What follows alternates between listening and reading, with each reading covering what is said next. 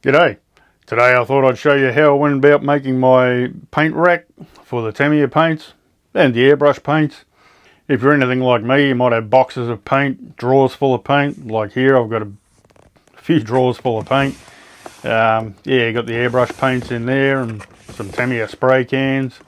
Lots of little bottles as well, and some more Tamiya spray cans. So as you can see, looking around the room, there's not a great deal of room in here. It's only 3 meters by 3 meters. And I wanted a paint rack, yeah, just so paint's easy to get to and looks neat. I actually wanted one of those Tamiya paint racks, the black wire ones with the Tamiya colour across the top and all that. Would have looked nice, but I just don't have the room. Maybe when I get all the gear out in the shed, maybe I'll get one then. So this video isn't a full step-by-step how you do it process. It's just, yeah, very quick video basically. Just to give you some ideas on what I did, and it's, yeah, really easy. So all I did was use this cheap Dar pine, dressed all round. Went and bought a few lengths of that with a basic idea of how tall I wanted it. And of course it's got to be deep enough so your cans and bottles fit on there nicely without falling off. As you can see here, my shelves are all cut into length now, as wide as I want it. I can't remember how wide it is, but basically I can fit 11 Tamiya spray cans across. I was kind of limited because it's going behind the door. I didn't want to go too close to the hinge side because it'll make it kind of hard to open. You want to get it open all the way, so I had to kind of have it off to one side, and yeah, another reason it couldn't stick out too far either, otherwise the door's going to be half closed when it's open. Then all you got to do from there is just measure, you know, how far apart you want your shelves. You know, go by the height of your cans or whatever. And then just, yeah, I pre-drilled the holes and run some wood screws into them. I use these countersunk wood screws here, 40mm long. That's plenty long enough. So like I said, very easy. You know, there's no slotting or any of that. There's no real carpentry or cabinet making about it. It's just screwing a few bits of wood together. And that's it. Once it's all screwed together in one piece, you can paint it. Now, I recommend you use proper undercoat. Put it on with a roller, make life easy. Then if you want to spray the paint on, you can use, you know, if you get whatever colour you go. I went with white.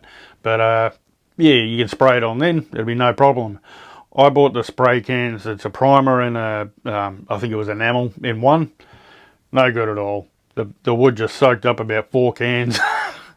It was lucky I bought 4 cans, and I was lucky that it just covered it in the end. But yeah, just buy ordinary undercoat, roll it on, and yeah, and then just paint it. You could paint it with a roller, whatever you want. You could even use ordinary house paint. Doesn't really matter, as long as it's indoors, doesn't matter. Then all I did was make some little brackets to go under the shelf and like kind of under the shelf and then against the wall. I just used these little things I bought from the hardware shop, and just bend them at 90 degrees, screw up and a screw in the back, and that's it. Now I couldn't find all of my studs in the wall. You know, it's an old place, and I don't think they were too careful when they made it, so there was a lot of studs where they shouldn't be.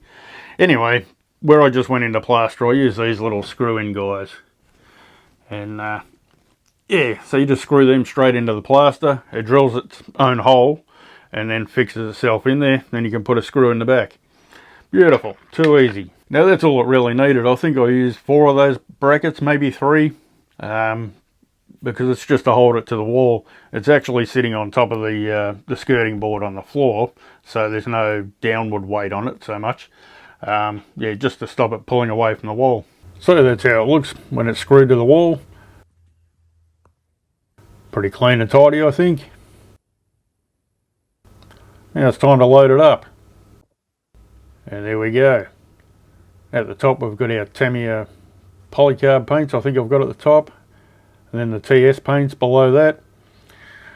And then I've got some thinners and things. Different airbrush stuff. Got our little enamels there. And a lot of airbrush paint. And a bit of dust on the floor.